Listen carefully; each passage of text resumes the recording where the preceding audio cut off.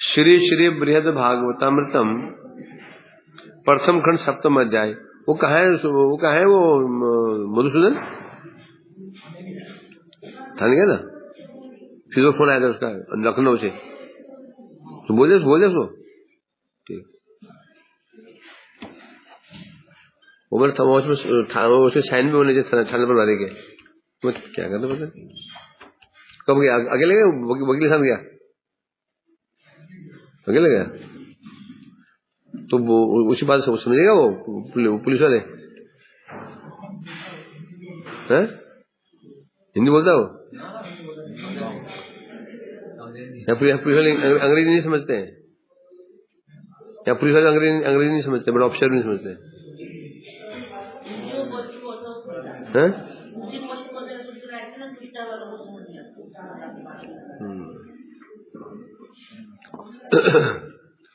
तो श्रवण कर रहे हैं हम लोग श्री बृहद भागवतामृतम प्रथम खंड सप्तम अध्याय। विषय है द्वारिका का, शीर्षक है पूर्ण। तो इसमें क्या श्रवण किया हमने?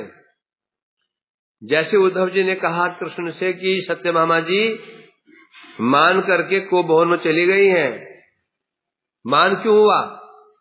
उन्होंने बताया कि आपके भावों को देख करके, ब्रजवासी को आपका प्रेम देख करके मान हो गया। सुनते कृष्ण क्रुद्ध हो गए, पर उस मूड सत्यभामा को बुलाओ। दासी गई, भागी भागी पहुंची, अरे मान छोड़ो, जल्दी पहुंचो, सभा में हाजिर हो। बुधवार कोई केस छोड़ा क्या? बुधवार कुछ नहीं है? अरे किसने ज्यादा ही मूली खा लिया?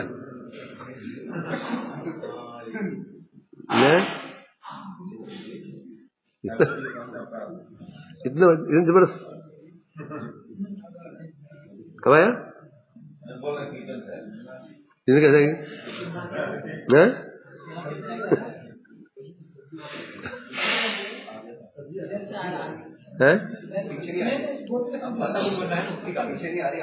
सनातन ठीक है, सनातन सब ठीक है? किसने? अच्छा ठीक चलता है। अब वो भी क्रिया है क्या? हाँ तो हो सकता है क्या सुनते? तो इसलिए कह रहे हैं यहाँ पर तो कृष्ण कल कहने लगे डांट फटकारते हुए, अरे शास्त्री जीती क्षीण चित्ते मानो यह तोया कृति रुक्मणी प्राप्त पारिजात आदि हेतु कहा तब ब्रज जनेशु अस्मिन निर्भर प्रणयादि अवरे किम न जानासी माम इच्छा अनुसारिणी। कृष्ण कहने के लिए तुमने पहले मान किया था, रुक्मिणी जी को मैंने जब वो पुष्प दिया था पारिजात तो मान कर लिया, और मुझे तब मुझे अच्छा लगा था, मुझे बुरा नहीं लगा। फिर मैं तुम्हारे मान को भी शांत किया था, पेड़ लाके दे दिया। परंतु इस समय तुमने मान किसे किया है? मान क्यों हुआ है? ब्रज जनेशु ब्रजवासी के प्रति मेरे प्रेम को देखकर तुम्हें मान हो गया, ईर्ष्या हो गई। तुम नहीं जानते हो अस्मिन निर्भय प्रणयादपि, या कृष्ण हम नहीं कह रहे हैं, अश्विन कह रहे हैं। अश्विन कहने से अश्विन कहने से यहां पर ब्रज जनेशु अश्विन होता हम, अर्थात हम कहने से यहां पर कि मैं नहीं, जितने भी उनके जो फेवर में है सबके लिए नाम लिया जा रहा है। टीका बताएंगे है? अब अरे बुद्धिहीन है, क्या तू जानती नहीं हो? जानासी न जानी जानती हो माम तद इच्छा अनुसारिणी, मैं ब्रजवासियों की इच्छा के वशीभूत हूं, क्या तुम इसे नहीं जानती हो? टीका में कह रहे हैं यहां जो उन्होंने कहा दुर्बुद्धि शास्त्री जीती, सत्राजिति करने सात्रिजिति, अर्थात तुम्हारे चित्त में संकीर्ण हृदय है। संकीर्ण हृदय संकीर्ण, इतना संकीर्ण है। तुमने पूरा काल में भी ऐसे कांड किया था। एक फूल मैंने दे दिया था रुक्मिणी को, तुम्हारे हृदय में आग लगे थे, तुम्हें ईर्ष्या हो गई थी। तुम्हें हृदय इतना संकीर्ण हृदय है, संकुचित हृदय है। तो भी उसमें मैंने तुम्हारे मान को भंजन किया, तो इच्छा पूरी की। तो आज तुमने वैसे मान फिर कर लिया राधिका जी ब्रजवासियों के प्रति मेरे भाव को देख करके। यहाँ हो गया बहुवचन। अश्विन अर्थात कृष्ण का कहने का उद्देश्य यही है, यहाँ बलराम जी, रोहिणी जी, उद्धव जी, जितने हम ही हैं, हम सब यहाँ सबके नाम ले रहे हैं। अर्थात हम सबका ही प्रेम है, ब्रजवासियों प्रति प्रेम है। हम सबका प्रेम ब्रजवासियों प्रति अगाध प्रेम है कि मेरा ही नहीं है, बलदेव जी का भी है, रोहिणी माता का भी है, उद्धव का भी है। इसीलिए आप तुम उनसे ईर्ष्या कर रही हो। अथवा ये क्या मानना पड़ेगा यहाँ पर, निर्भय प्रणयादि अपनी, अर्थात उनके प्रति अपने प्राणों से अधिक प्रेम होने के कारण यह क्या मानना पड़ेगा, ब्रजवासियों के प्रति कृष्ण के ना प्रेम है प्राणों से बढ़कर, अपने प्राणों से बढ़कर प्रेम कृष्ण ब्रजवासियों से करते हैं। यहां समझना चाहिए। शब्द है अवरे, वर मने श्रेष्ठ, अवर मने तुच्छ, ये अवरे अर्थात हीन। यहां से क्या शब्द दिखाई पड़ रहा है, क्या हीन, अर्थात ये क्रोध का प्रकाशक संबोधन है। तो यहां से सिद्ध कृष्ण यहां बहुत क्रोधी है, तभी हीन शब्द का उपयोग करते हैं। नहीं हीने अवरे कहते हैं ना, तो सिद्ध हो गया कृष्ण यहां बहुत ही अधिक क्रोध में आए हैं। और जब क्रोध में आए तो ये क्रोध क्या दिखा रहा है, क्या दिखा रहा है, ब्रजवासियों के प्रति अगाध प्रेम। तब कृष्ण कह रहे हैं, क्या तुम नहीं जानती हो, मैं कोई भी कार्य करता हूं ब्रजवासियों की इच्छा अनुसार ही करता हूं। कृते सर्व परित्यागे तय भद्रम यदि मन्यते सपेत अस्मिन् क्षणे सत्यम तथैव क्रियते मया। यदि क्या कहूं, तैर यदि मन्यते भद्रम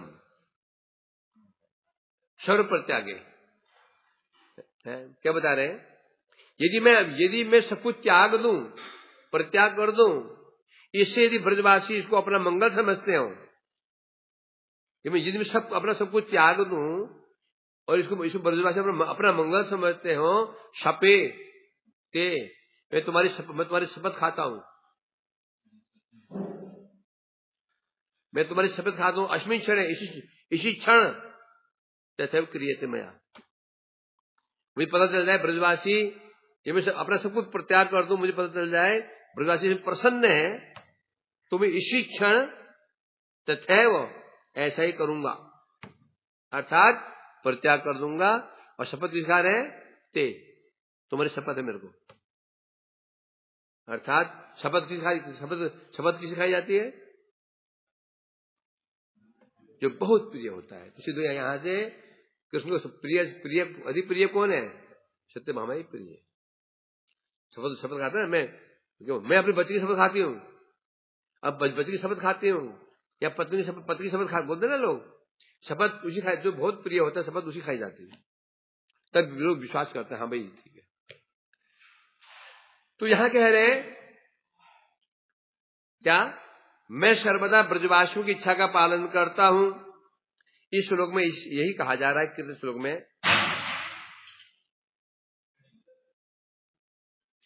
क्या कह रहे हैं, यदि मैं सब कुछ त्याग कर दूं, सब कुछ क्या है पर, सब कुछ क्या है कृष्ण का, या कृष्ण का सब कुछ क्या है, राजपाट, पत्नी, पुत्र, पौत्र, सब कुछ।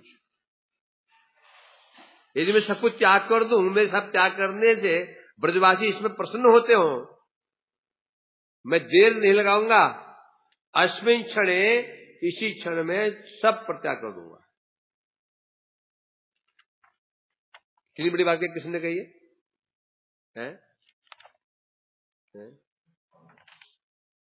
किंतु बता रहे यहां पर, यदि हम अपना मंगल समझते हैं, मैं त्याग करने को तैयार हूं, यह परम सत्य है, और मैं तुम्हारी शपथ ग्रहण कर, तुम्हारी शपथ खाकर कह रहा हूं, मैं ये शपथ ले रहा हूं। इस वाक्य से सिद्ध हो गया है सत्यभामा देवी के प्रति कृष्ण का प्रेम, अगाध प्रेम है।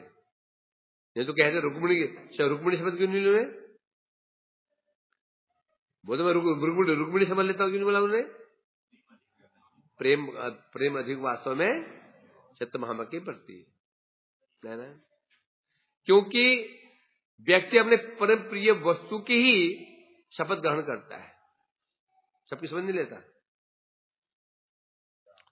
स्तुवता ब्रह्मणोक्तम यत् वृद्धवाक्यम न तन्मृषा तेषां प्रत्युपकारे हम अशक्तो अतो महारिणी। कृष्ण कह रहे हैं, ब्रह्मणा स्तुवता यत् प्रोक्तम, ब्रह्मणा स्तुवताम, ब्रज, कृष्ण कह रहे हैं ब्रज में ब्रह्मा जी ने मेरी स्तुति करते हुए मुझे जो कुछ कहा था, तो न तन्मृषा, वो झूठ, वो असत्य नहीं हो सकता, क्योंकि वृद्ध वाक्य न मृषा, वृद्ध वाक्य के झूठ नहीं होते हैं, क्योंकि वृद्ध वाक्य में लगा होते हैं, जो वृद्ध होते हैं उसके वाक्य झूठ क्यों नहीं होते हैं? वो अनुभव संपन्न होता है। ब्रह्मा जी कौन है? वृद्ध व्यक्ति हैं। जैसे दाढ़ी सफेद दिखाई जाती है, ब्रह्मा जी फोटो देगी, ब्रह्मा जी फोटो देगी, दाढ़ी कैसे होंगी? सफेद दाढ़ी है, बूढ़े हुए। वृद्ध मतलब आदि जीव, सृष्टि के प्रथम जीव ब्रह्मा जी हैं। अब वृद्ध कहने से एक वयोवृद्ध, एक ज्ञान वृद्ध, एक भक्ति वृद्ध। उद्धव जी को क्या बोला था? भक्ति वृद्ध, है ना? उद्धव जी को वृद्ध कहा था, उद्धव जी को नहीं, उनकी भक्ति को वृद्ध कहा था। क्या कहा था? उद्धव वृद्ध नहीं कहा था, उनकी भक्ति को वृद्ध कहा था। भक्ति बुढ़ी होती है क्या? होती है। भक्ति की सामान्य अवस्था बाल अवस्था है, कुछ उन्नत अवस्था युवा अवस्था है, और प्रगाढ़ अवस्था वृद्ध अवस्था है। तो उद्धव जी के अंदर भक्ति है, तो उनको उद्धव जी को वृद्ध कहा। याद आएगा नहीं? कहीं कहा था किसे? कहा था, याद आया कुछ? तो यहां कह रहे हैं वृद्ध वाक्यम न तन मृषा, वृद्ध वाक्य कभी मिथ्या नहीं होते हैं। जगत में रीति है, अर्थात बुजुर्गों के वाक्य कभी झूठे नहीं होते। क्यों नहीं होते? वो अनुभव संपन्न होते हैं। जो कहते हैं वो मानना ही पड़ेगा तुमको। उनकी दाढ़ी बाल धुएं सफेद नहीं करते हैं, वो अनुभव सफेद धुएं हैं। आजकल युवा लोग वृद्धों की बात को नहीं मानते हैं। इसे परिणाम क्या हो रहा है? परिणाम क्या हो रहा है? अशांति। पहले परिवार में दादाजी ने कह दिया, उचित हो अनुचित हो, पुत्र चारों पर सब पुत्र मान लेते थे। हम गांव में देखते इसको, है कि नहीं है? ये शांति रहती थी। अब बस आप चुप रही दादाजी, बोले मत, ये हमारी पीढ़ी है। आप इसमें ऐसा होता होगा, अब ऐसा नहीं होता है। पहले मनुष्य होते थे दो वाले, अब है बिना पूछ वाले। पहले मनुष्य होते थे मनुष्य, अब क्या बन गए? अब दो पैर, अब पूछ रहित पशु बन गए। ये चल रहा है आजकल, कोई सुनने को राजी नहीं किसी की बात। बूढ़ों को समझता है जाके क्या जानता है, घर घर की कहानी है ये। परिणाम क्या है? परिणाम क्या है? दुख, कष्ट, झगड़े, लड़ाइयां। इसलिए वृद्धाक मानने चाहिए। इन्हें कह रहे हैं यहां पर, तो ब्रह्मा जी ने मेरी स्तुति करते हुए जो कहा था, मुझे पूछा था, वो मिठा नहीं हो सकते हैं। तेषाम प्रत्युपकारे हम अशक्तो तो महारिणी। वस्तुतः सत्य तो यही है, हम अशक्तो तेषाम प्रत्युपकारे, उन ब्रजवासियों का प्रत्युपकार करने में मैं सर्वथा अशक्त हूं। उपकार किसे कहते हैं? मैंने उपकार किससे किया? किसी ने मुझे मेरे लिए कुछ किया, मैंने उसके लिए कुछ किया। किसी ने मेरे लिए कुछ किया तो मैंने फिर उसके लिए कर दिया, उसे कहते हैं उपकार। उपकार का प्रति उपकार। तो ये कह रहे हैं यहां पर,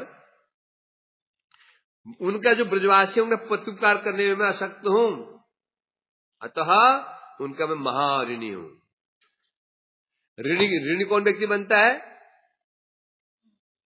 जब ऋण ना चुकाया जाए, धन लिया बदले में ना दिया जाए, उसको ऋणी कहते हैं। ऋणी क्या दिखाता है? क्या ऋणी क्या दिखा रहा है? अर्थात मैंने किसने मेरे लिए कुछ किया, मैं बदले में दे नहीं पाया, ये ऋणी कहते हैं। ये कृष्ण कहते हैं मैं महाऋणी हूं, मैं ब्रजवासी ऋण से मुक्त नहीं हो सकता, मैं सामर्थ्य ही नहीं है। कौन कह रही है? सारा जगत जिनका ऋणी है ना?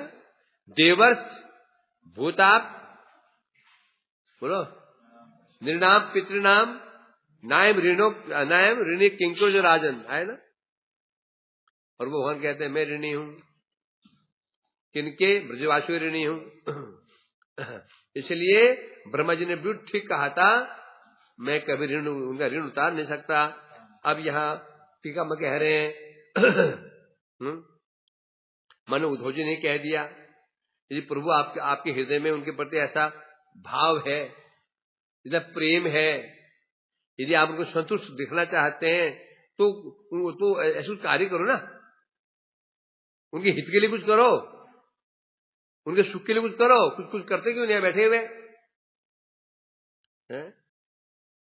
तब यहां बता रहे हैं, यहां पर कृष्ण कह रहे हैं, यहां बता रहे हैं, उद्धव ने कहा आप महाशक्तिमान है, महाशक्तिमान है, सर्वसमर्थ है, आपके लिए असंभव क्या है?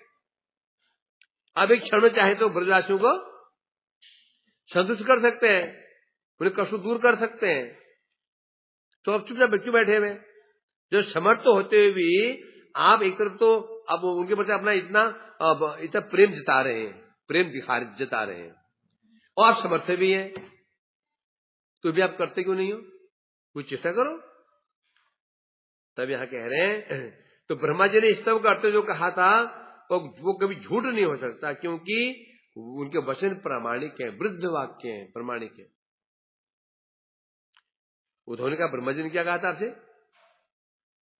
तब बता रहे हैं, वो कह रहे हैं, ये शाम घोष निवासी नामुत भवान किम देवराते तीष्ण चेतो विश्व फलाद फलम तदपरम कुत्राप्यन मुह्यति सद्वेशवादी पूतनापि कामेव देवा कुलापिता यधामार्थ प्रिय आप्रियात्मतनय प्रयास तत्कृते। 10वें स्कंद में 14वें अध्याय में ब्रह्मा जी ने पूछा भगवान से, हे कृष्ण, आप मेरे एक प्रश्न, मेरे मन में संशय है, उस संशय का समाधान कीजिए, उत्तर दीजिए। बोलो क्या संशय है, अभी दूर करता हूं। तो उन्होंने कहा था, ये बताइए, येषाम घोष निवासिनामुत भवान किम देव रात। ये जब ब्रजवासी सखा है, माता पिता हैं और जो गोपियां हैं, किम देव, हे देव, इन्हें आप इन्हें आप क्या देंगे? क्या बता रहे? इन्हें आप क्या देंगे जो आपकी सेवा करते हैं?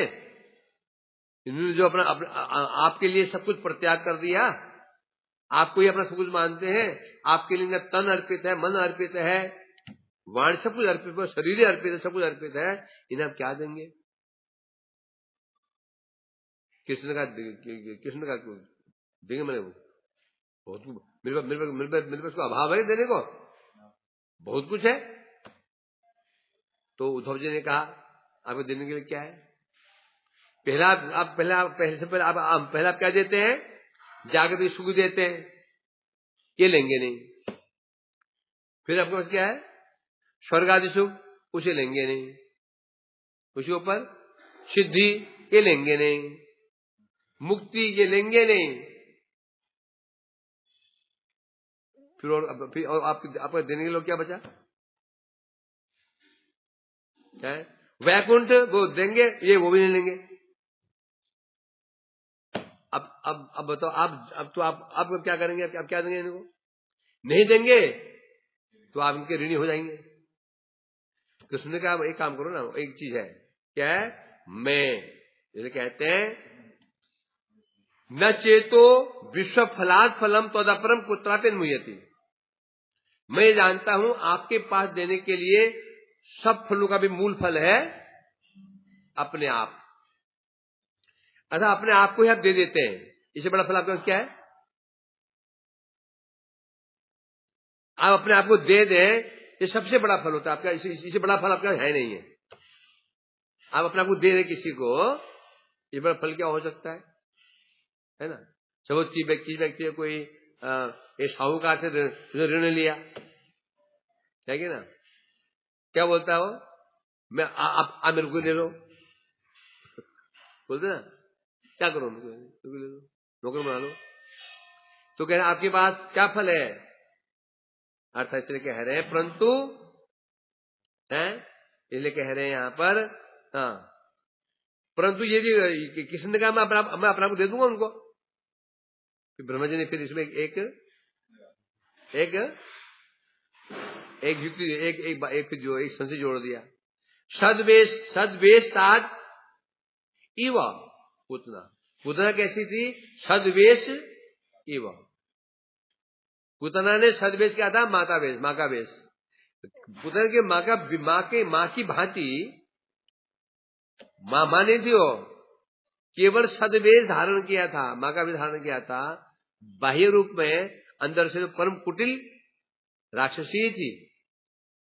पुतनापि, केवल सदवेश धारण करने के कारण, हे प्रभु आपने पुतना को ही नहीं, सारे कुल को तामेव अपने आप को ही दे दिया था। जो आपने कहा मेरे पास अब मैं अपने आप को दे दूंगा। बराबर प्रश्न उठा रहे हैं, अपने आप को तो आपने किसे दिया था? पुतना को ही नहीं। तो पुतना के माँ का वेश तो बनाया था, इसने तो बांध कराया था।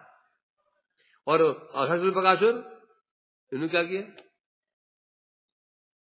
तो जो आपने वंश सहित पुतना को अपने आप को दे दिया, तो फिर यद धाम, जिनका घर गृह, अर्थ, धन, सुहृद बंधु, प्रिय व्यक्ति, अपनी आत्मा, अपने पुत्र, अपने प्राण, त्वत्कृत्य, जिन ब्रजवासियों ने अपना गृह, अपना धन, सुहृद बंधु बांधु, अपना पति, अपना धन, अपने पुत्र आपको परित्याग कर दिए, उनके लिए आप क्या देंगे? जो फल आपने पुतना को दिया वही फल उनको दे देंगे। जो फल आपने पुतना को दिया, जो केवल जिनका माँ का वेश बनाया था, अंदर से बेईमानी थी हो, और जो ब्रजवासी आपको हृदय से पुत्र मानते हैं, सखा मानते हैं, प्रिय मानते हैं, उन्हें क्या देंगे आप? और यही फल देंगे तो फिर अन्याय हो गया। एक राक्षसी को और इनको समान फल दे देंगे आप, ये सरासर घोर अन्याय है। कृष्ण भी सिर खुनाने लगे ऐसे करके, कैसे क्या बोलूं? अंत में कहते हैं मैं कुछ नहीं दे सकता, उन्हें देने के मेरे पास कुछ है ही नहीं है, इसलिए अहम आसक्तो अतो महारेण, क्योंकि मैं उनका उनका बदला चुकाने में सर्वथा समर्थ हूं, अतः मैं उनका महाऋणी हूं। बस हो गया। इसलिए कह रहे हैं यहां पर, तो इसलिए कह रहे हैं, कहा था ना, अहम तद इच्छानुसारिणी। अब सीधी बात है, यदि कोई व्यक्ति यदि किसी ऋणी है तो क्या करें, तो हमें क्या करना पड़ेगा, उसकी इच्छा अनुसार चलना पड़ेगा। यदि हमने ऋण चुकाया नहीं है तो हम उसके अधीन में है, तो कह रहे मैं ब्रजवासी ऋणी हूं, मैं हर क्रिया उनकी इच्छा अनुसार होती है। तो इसलिए यहां क्या कहा जा रहा, अतएव इसका विशेष अर्थ जो है ना, इसका आगे दिया जाएगा, मतलब आगे देंगे इसका विशेष अर्थ। अभी विशेष अर्थ नहीं हुआ है, आगे देंगे। यदि च प्रीतये तेषाम् तत्र यामि बसामि च तथापि किमपि स्वास्थ्यम् भाव्यम् नालोच्याम्यम्। उद्धव ने कहा, तो आप वहां जाते क्यों नहीं हो?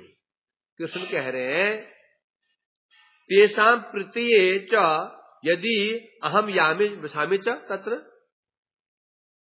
कृष्ण, उद्धव तुम बिल्कुल ठीक कह रहे हो, मैं भी ये सोच रहा हूं, इच्छा होती है चलो वहां चला जाऊं, तत्र यामी बसामी च, मैं चला जाऊं और वही जाकर रहूं। ऐसे क्या होगा, वो प्रसन्न हो जाएंगे, उनका विरह दूर हो जाएगा। परंतु अहम आलोचयामी हम न भाव्यम, परंतु फिर मैं विचार करता हूं और यह निष्कर्ष में निकलता हूं, तथापि किमपि स्वास्थ्य भाव्यम न। मन में आता है ऐसा, वहां चला जाऊं वही रहूं। तो फिर मैं विचार करता हूं, मेरे वहां जाने रहने से भी किमपि स्वास्थ्यम, वो जो ब्रजवासी हैं वे स्वस्थ नहीं होंगे, वह जाने पर स्वस्थ नहीं होंगे मेरे वो, इसलिए मैं वहां नहीं जा रहा हूं। और वहां से मैं आया भी इसलिए नहीं हूं, वहां से मैं आया क्यों, मैं व्रत छोड़ा ही क्यों है, उनके लिए छोड़ा है। क्यों छोड़ा?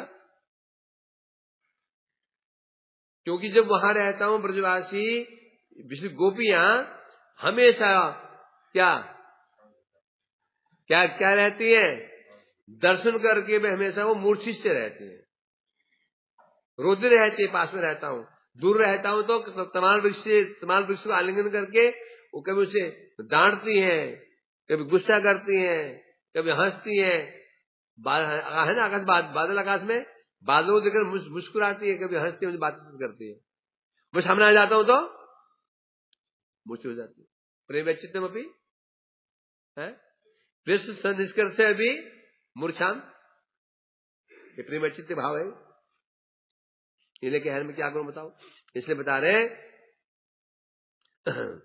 अब टीका में कह रहे हैं, यदि कहो मान उद्धव जी ने कहा तो आप ब्रज में जाइए, वहां वास कीजिए, जो बड़ा प्रेम दिखा रहे हैं वहां जाकर उनको संतोष होगा, चले जाओगे तो। कृष्ण इसका खंडन करे 5 श्लोकों में, इस बात का कि कृष्ण वहां जाए और वहां जाकर रहे, उनका विरह दूर करें, उन्हें सुखी करें, खंडन करते कृष्ण 5 श्लोकों में से खंडन कर रहे हैं। क्या कह रहे हैं, यदि ब्रज में जाता भी हूं तो केवल मैं जाने मात्र से प्रसन्न नहीं होंगे,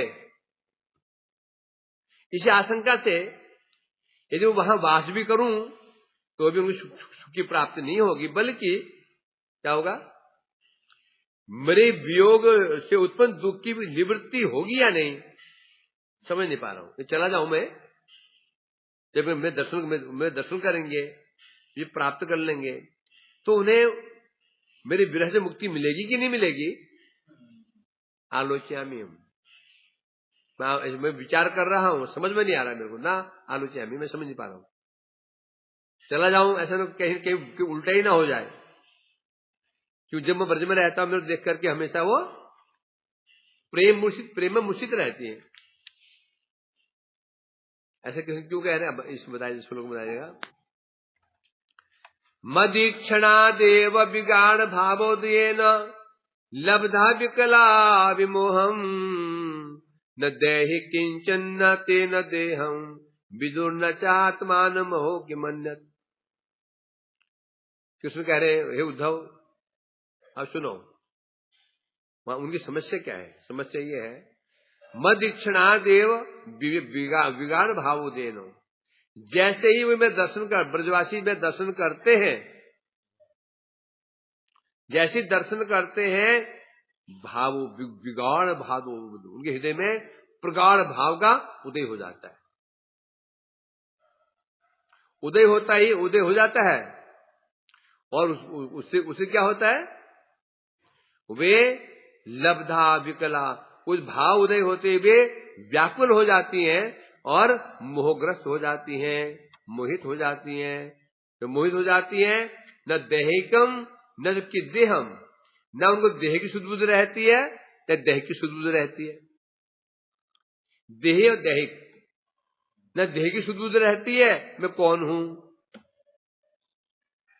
दैहिक देह संबंधी कोई उनको सुध बुद्धि नहीं रहती है। देह दैहिक सब कुछ भूल जाती है। जाते हैं कहा क्यों बताएंगे, वास्तव में उनका लक्ष्य यहां पर गोपियां ही जाती हैं। विदुर न चात्मान मोह के मन्यत, यहां और अधिक क्या को उस अवस्था में वे अपने को ही नहीं जान पाते हैं। तो फिर दूसरी की बात ही क्या, जब वो अपने आप को जान नहीं पा रहे हैं तो फिर मेरे जान लाभ क्या है। मेरे जाते ही जब अपने आप को भूल जाते हैं, देह की सुध बुध भूल जाते हैं, दैहिक सुध बुध भूल जाते हैं, तो लाभ क्या हुआ, वो ढाक के 3-5 फिर बात वही रही। टीका में कह रहे हैं, कृष्ण बता रहे हैं ब्रज में जाने पर भी उनके दुख दूर होगा कि नहीं, कारण बता रहे हैं। क्यों मेरे दर्शन होने पर भी उनका जो विरह दुख दूर नहीं होता। क्यों नहीं होता, क्योंकि देखने मात्र से उनके हृदय में गंभीर भाव का उदय होता है, जिससे रोमांच, कंप, असुर पुलक, वैवण सर्वभंग, मूर्छा और मूर्छित हो जाते हैं। तो क्या रहा है, यदि मूर्छित हो जाए वो, तो क्या उनको सुख कैसे मिलेगा। प्रथमतः सबसे जब उनके पास जाता हूं, पहले क्या होता है, संभ्रम के साथ स्वेद कम, पहले स्वेद, शरीर से स्वेद पसीना निकलता है, फिर शरीर में कंपन होना शुरू हो जाता है? और फिर विवल हो जाते हैं, अंत में मोहग्रस्त हो जाते हैं, अर्थात मूर्छा को प्राप्त हो जाते हैं ब्रजवासी लोग। अब कृष्ण प्रेम से गोपियों का जो मोह है, कृष्ण प्रेम के कारण गोपियों को जो मोह उत्पन्न होता है, वो योगी से तुच्छ मोह नहीं है, इनका मोह स्वाभाविक है। ये योगी लोग तपस्या करते हैं ना, उनका मोह हो जाता है, संसार फंस जाते हैं, मोह हो गया संसार फंस गए, मोह समाप्त हो गया। विश्वामित्र का हुआ, सौभरी का हुआ ना, योगी लोग थे, ये खत्म हो गया, एक क्षण में ही तपस्या में होंगे। तो बोलते गोपियां भी ऐसी, उनका मोह भी ऐसे है क्या। बोलते गोपियों का मोह ऐसा तुच्छ मोह नहीं है, क्योंकि योगी लोग समाधि शून्य में बता रहे, क्यों योगियों के जब जैसे मोह उत्पन्न होता है, उन्हें सारी समाधि ही शून्य हो जाती है, नष्ट हो जाती है। वो मोह उनको डुबा देता है, संसार में डुबा देता है उनको, वो मोह योगियों को। बड़े बड़े योगी तपस्या साधन करते हैं, एक मोह आता है और चौपट कर देता है उनको। अर्थात वो मोह कैसा है, दुखदायी है। संसार का मोह दुखदायी है। तावत कारागृहम गृहम तावत स्तेन रागादय, तावत रागादय स्तेन तावत मोह अंघ्रि निगड़य यावत कृष्ण ते जना। कौन कह रहे हैं, ब्रह्मा जी कह रहे हैं। तावत कारागृहम गृहम, तब तक ये घर कारागार है। रागादय स्तेन, राग द्वेष भय स्नेह आदि कहने से ये क्या है, चोर के समान है, चोर है। राग द्वेष भय जो ये चोर है। तब तक मोह अंगरी निगड़ाया, और जो मोह है ये पैरों की जंजीर है। यावत कृष्ण जना, हे कृष्ण, जब तक वो व्यक्ति आपका नहीं हो जाता, जो व्यक्ति आपका नहीं है उसका मोह, उसका स्टैंड क्या ना, तब उसका घर कारागार है। राग आदि चोर है, और मोह पैरों की जंजीर है, जब तक आपका नहीं हो जाता। जब आपका हो जाता है फिर घर कारागार नहीं रहता। राग आदि चोर नहीं होते, हितकारी बन जाते हैं, और जो मोह जंजीर नहीं बनता। समझे कि नहीं? कैसे? जब भक्त, जो भक्त, जो गृहस्थ भक्त होता है, वो तो घर, उसका घर कारागार नहीं होता। यदि ने गृह देखी, भजन देखी, तो वो घर नहीं होता उसका। वो क्या होता है, गृहस्थ आश्रम होता है। घर अलग, आश्रम अलग है। एक गृहस्थ होता है, एक गृहस्थ आश्रम में होता है। आश्रम शब्द क्या है? आश्रम, जहां समस्त प्रकार का श्रम नष्ट हो जाता है, उसे कहते हैं श्रम, आश्रम। श्रम क्या है? सांसारिक दुख, कष्ट, आध्यात्मिक, आदिदैविक तो ताप है, इस श्रम से जो मुक्त, जो जहां मुक्त हो जाता है, उसे कहते हैं आश्रम। तो जो व्यक्ति भजन नहीं करता उसका घर केवल घर है। जो भजन करता है उसे घर नहीं है, उसे घर कारागार नहीं है, वो आश्रम है, भजन स्थान है, घर नहीं है। और उसका जो राग है, जो भजन नहीं करता उसका राग कैसा है? चोर। राग चोर कैसे है? चोर क्या करता है? चोर क्या करता है? हमारे अमूल्य वस्तु की चोरी कर लेता है। तो ये राग क्या करता है? सबसे अमूल्य वस्तु क्या है हमारी? समय, आयु, हर तो पुंसा। ये राग क्या करता है? आयु हरण कर लेता है। कैसे? मोह है किसके प्रति? राग किसके प्रति है? जड़ वस्तु पर। राग में प्रीति, जड़ वस्तु के प्रति प्रीति है, राग है। तो अब क्या होगा? उन जड़ वस्तुओं के लिए हम पूरी जान लगा देंगे, पूरी उम्र गंवा देंगे उन वस्तुओं के चक्कर में ही, है ना? राग द्वेष, राग द्वेष दोनों ही है। द्वेष भी क्या है? चोर है। क्यों है? द्वेष क्या करता है? ये भी ऐसे करता है। यदि हमारा कहीं द्वेष हो जाता है तो सारा समय हमारा उसे चिंतन करने में बीत जाता है। उसका ऐसा करूंगा, उसका ऐसा करूंगा, ये सोचते दिन समय चला गया। चोर हो ही नहीं वे। परंतु वो राग जब भगवान में लग जाता है, तो जब वो कृष्ण का भक्त बन जाता है, अब राग कहां चला जाता है? भगवान के प्रति, भक्त के प्रति। अब वो राग अब चोर नहीं है। अब क्या बन गया? वो उसका परम हितकारी बन गया। फिर मोह अंगरी निगड़ आया। जो मोह है ना, मोह ये चरणों की जंजीर है, बेड़ी है, बेड़ियां है ना? जैसे पुत्र के प्रति मोह है, ये पैर की जंजीर बन गया। इच्छा हो रही भजन करने जाऊं, परंतु पुत्र मोह निकलने नहीं दिया। मोह पत्नी के प्रति है, निकलने नहीं दे रहा। आ भी गया तो फिर खिंच के हो चला गया और डुबा दिया उसको। यही मोह निकल गया भगवान के भक्तों के प्रति। अब क्या हो गया? अब मोह क्या बन गया? उसके मित्र बन गया। ये कहते हैं यहां पर है। तो ब्रजवासियों का जो मोह है, ये मोह कोई जड़ मोह नहीं है। जड़ मोह का लक्षण क्या है? क्या है वो जड़ मोह लक्षण? क्या है? और जंजीर के समान है, ये व्यक्ति बांध देता है। हम सब किसके अधीन है? मोह के दिन तो है, मोह पड़े में। क्या मोह?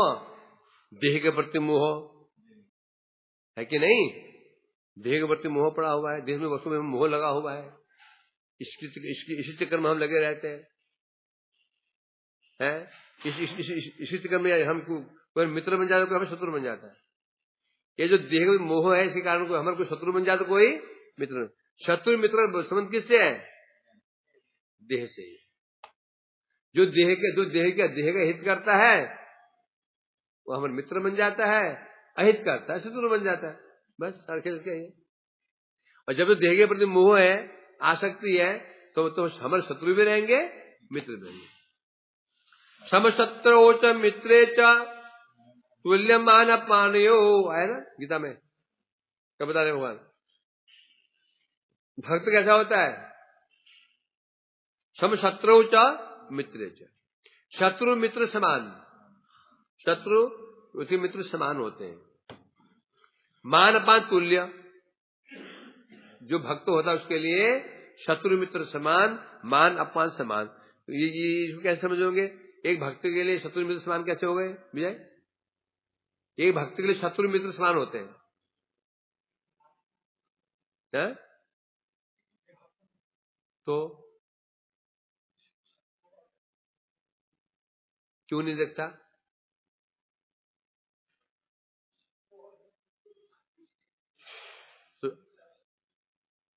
तो ऐसे समझाएंगे लोगों को? समझाओ मेरे को ढंग से। आनंद समझाए मेरे को इसको। भक्त के लिए शत्रु में समान क्यों होते हैं? बोल तो ठीक रहा है, समझ भी गया तू, समझाएगा कैसे? आनंद, सनातन है? तू समझ तो गया? क्या समझा है? वही समझा। ठीक है, क्या बात हुई? हर तू समझा इसको।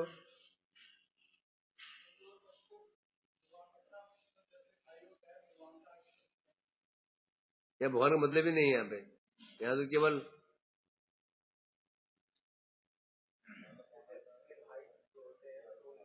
क्या एग्जाम्पल दिया, घर का उदाहरण दिया मैंने।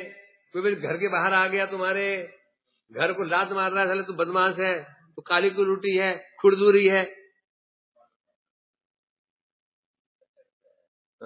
जो गाली पकड़ निकल गया। दूसरा आया, लग रहा कितनी सुंदरी है, कितना चिकनी चिकनी है, उसको तिलक लगा रहा है।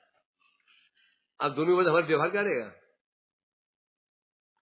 जो घर को गाली बक रहा है उसको डंडे से मारोगे गोपाल ना? तू क्या करे बता गोपाल? एक व्यक्ति घर के बाहर आया और दीवार को साक्षात प्रणाम किया और वहां पर तिलक लगाया, फूल चढ़ा दिए। एक बगल में आया, उसने एक थप्पड़ मारा दे खींच करके। तो कैसी काली है? अब तू दोनों में क्या व्यवहार करेगा गोपाल? बोल तू क्या करेगा? बोल ना, बोल तू क्या करेगा? हैं? कुछ तो करेगा? हैं? किसे मारेगा? दोनों को? किसे मारेगा इसको? हैं? बोल तू किसे मारेगा? तू किसे मारेगा? हैं? सुबह के समय तू क्या करेगा? हैं? हैं? क्यों? हाँ, सोएगा क्यों? तू क्यों सोएगा बता? क्यों सोएगा तू? तू सोएगा क्यों? सोएगा कारण क्या है? तू क्या करेगा मदन गोपाल? क्योंकि जो दीवार गाली बक रहा है तुम जानते हो ये गाली मुझे नहीं पकड़ रहा है, किसी ने कहा दीवार को, दीवार में हो नहीं, तो गुस्सा तुम आएगा ही नहीं, तुम हंसो पर पागल है। दूसरा आया दीवार को प्रणाम कर रहा है, चूम रहा है, फूल चढ़ा रहा है। तुम जानते हो ये दीवार जो घर है ना उसकी पूजा कर रहा है, मेरी पूजा क्यों नहीं कर रहा है? तो तुम उसमें संतुष्ट भी नहीं होगे।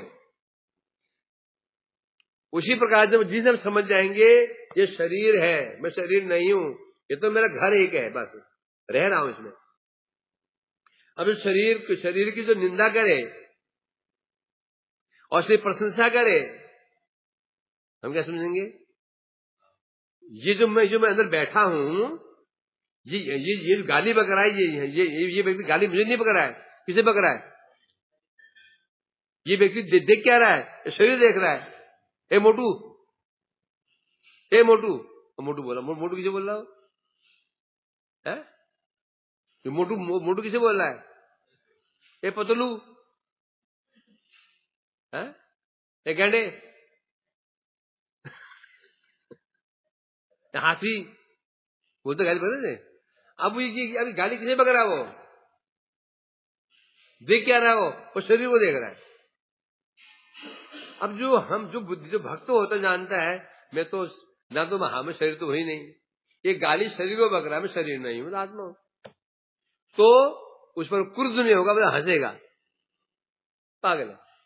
दूसरे व्यक्ति आया, फूल की माला पहनाई, चंदन लगाया, तिलक किया, पैर छू रहा है, तो भक्त क्या समझेगा? ये व्यक्ति माला किसे पहना रहा है? शरीर को। चरण छू रहा है शरीर के, मेरे को देख ही नहीं रहा है, मैं अंदर आत्मा हूं। तो उसके प्रति आसक्ति में नहीं होगा। क्या सोचेगा? दोनों ही पागल है, यही पागल है, वो इसे कहते हैं शत्रु मित्र के प्रति समान बुद्धि। समझेगे नहीं? जब तक देह आसक्ति रहेगी तब तक शत्रु भी होते रहेंगे और मित्र भी होते रहेंगे। जिस दिन हमें संबंध ज्ञान हो जाएगा, मैं शरीर नहीं हूं, मैं शरीर के अंदर, मैं देह नहीं हूं, मैं देही हूं। क्या हूं? देही। शरीर नहीं, शरीरी हूं, देही हूं, इसमें रहने वाला आत्मा हूं मैं, और शरीर से मैं सर्वथा अलग हूं। इसमें रह जरूर रहा हूं परंतु मेरा अस्तित्व अलग है। तब तक शत्रु है, तब शत्रु मित्र बनने बंद हो जाएंगे। जब तक हम देह को मैं माने बैठा हूं, शत्रु मित्र बनते रहेंगे, हमारे शत्रु बनेंगे, मित्र बनेंगे, कोई रोक नहीं पाएगा। तो इसलिए ये कहा जा रहा है, तो योगियों का जो मोह होता है वो मोह को डुबा देता है। तो गोपियों का मोह किसके प्रति है? भगवान के प्रति है ना? बोलते ना, हमारा उद्धार हुआ कि नहीं, क्या निर्भर करता है? हम जिसका हमने आश्रय लिया है इस पर डिपेंड करता है। यदि भक्त हुआ वो ऊपर जाएगा ना। हमने उसके हमने चरण पकड़ रखे, कहां जाओगे? तुमने ऐसे व्यक्ति चरण पकड़ रखे जो व्यक्ति नीचे जाने की तैयारी कर रहा है, नरक की तैयारी कर रहा है, तुम कहां जाओगे? आश्रय कर रखा है उसका, इसलिए बता रहे हैं। तो यहां कह रहे हैं गोपियों का मोह सामान्य व्यक्ति की भांति नहीं है, क्योंकि उनका मोह प्रेम का विकार है। जड़ मोह, जड़ प्रेम का विकार है। एक व्यक्ति का पुत्र प्रति बड़ा मोह होता है, बड़ा मोह है। पुत्र मोह का लक्षण क्या है? पुत्र बीमार पड़ते ही हाव हाव करके लगा रोने, ये किसका लक्षण है? प्रेम का लक्षण है ये, कि प्रेम का विकार है। पुत्र के प्रति प्रेम का विकार है ये मोह। और भगवान प्रति मोह किसका विकार है? ये उनके प्रति प्रेम का विकार है। बस अंतर ये पड़ गया। जड़ प्रेम का जो विषय है कौन है? ये सामान्य कर्मफल भोगी जीव है, और प्रेम का विषय वहां भक्तों विषय कौन है? भगवान है या भक्त है। इतना बता रहे हैं यहां पर तो तात्पर्य यह है कि जब गोपियां ब्रजवासी भक्त प्रेम में मूर्छित हो जाते हैं, मूर्छित हमें हमें हमें हमें वो क्या लग रहे हैं, मूर्छित हो गए, मूर्छित नहीं हुए वो। ऐसे असल में जब वो जग जाते हैं वो मूर्छा आ जाते हैं। जब मूर्छित हो जाते हैं, मूर्छित नहीं है वो। क्यों नहीं है? उस समय वो अपने हृदय में ही सप्रिकर भगवान की उनके स्फूर्ति होती है। जैसे मूर्छा भंग हो जाती है, फिर क्या देखते हैं, मैं ये मैं वो। महाप्रभु बोलते ना, मैं तो गोवर्धन में था। केवल महाप्रभु जब विरहावस्था में अंदर आस्वादन कर रहे थे राधा भाव का, तो रात को रमानंद जी चले गए अपने स्थान पे, और सुदामोदर जी और गोविंद जी कुटे के बाहर सो गए। अंदर अंदर अंदर अंदर अंदर जो गंभीरा में ताला लगा दिया गया, बाहर सो रहे। रात को कोई आवाज नहीं आ रही है, क्यों? रात को वहां पहुंचे ना, अंदर से आवाज आती थी, रोते रहते थे। अब सब शांत है। शांत कैसे हो गया प्रभु? शांत कैसे हो गए? अंदर महाप्रभु नहीं।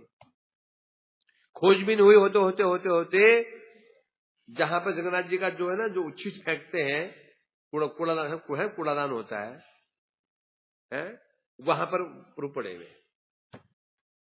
कीर्तन किया, जग गए। क्या बोलते हैं? अरे मैं तो गोवर्धन में था, कृष्ण गोचरण कर रहे थे, मैं दर्शन कर रहा था गिरिराज तलहटी में। तुम लोग यहां में मुझे क्यों लेकर आ गए? समझे कि नहीं? जिसे हम मूर्छा कहते हैं, मूर्छा नहीं वास्तव में, उसे कहते हैं अंतरदशा। वही असली चेतना है। वास्तव में उसमें भक्त क्या रहता है? पूर्ण चेतन रहता है। दर्शन कर रहा प्रभु का, लीलाओं का। जब जग जाता है फिर उसको वो दर्शन नहीं होते हैं। अब क्या दर्शन होता है? मैं वो, ये मिलने आया, वो मिलने गया, ये गया और वो गया। इसलिए बता रहे हैं, जो मोह मूर्छा होती है वैष्णवों की, भक्तों की, भगवान के प्रति, वो प्रेम का विकार है। भीतर भीतर सब दर्शन होते हैं उनको। तो मूर्छा कहां रही हो?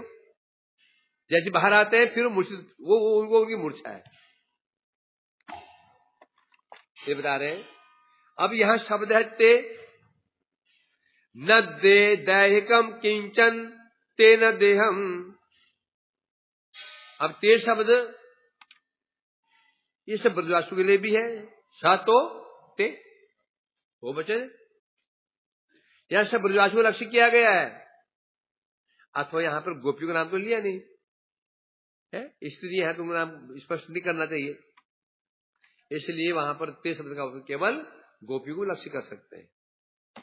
यहां तो ब्रजवासी की बात चल रही है, और जो लक्षण देखे गए यहाँ पे, जो लक्षण महाप्रभु बताए यहाँ पर, कृष्ण ने बताए हैं, यहाँ ये लक्षण किसमें पूरे पूरे पूरे फिट बैठते हैं?